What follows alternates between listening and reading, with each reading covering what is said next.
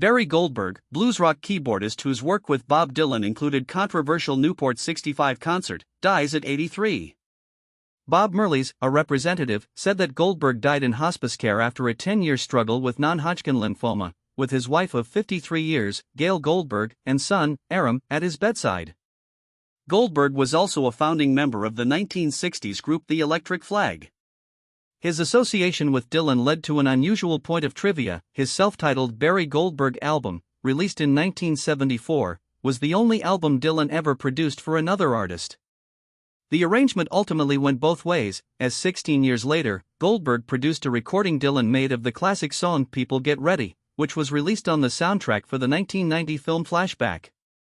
Besides Dylan and the Butterfield Blues Band, Goldberg's credits include playing with, writing for, or producing such artists as Steve Miller, the Ramones, Leonard Cohen, the Flying Burrito Brothers, Mitch Ryder, Stephen Stills, Rod Stewart, Bobby Blue Bland, Percy Sledge, and Kenny Wayne Shepherd. He was one of the subjects of a documentary film titled Born in Chicago, narrated by Dan Aykroyd and chronicling a concert he did in the late 2000s with the Chicago Blues Reunion, consisting of himself and fellow veterans Corky Siegel, Harvey Mandel, and Nick Gravenites.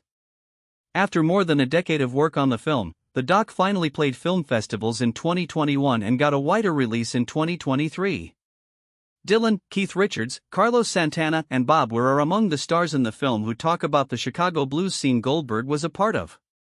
As a session player, Goldberg played organ on projects ranging from Ryder's Devil with a Blue Dress / Good Golly Miss Molly to the Ramones' Phil Spector-produced End of the Century.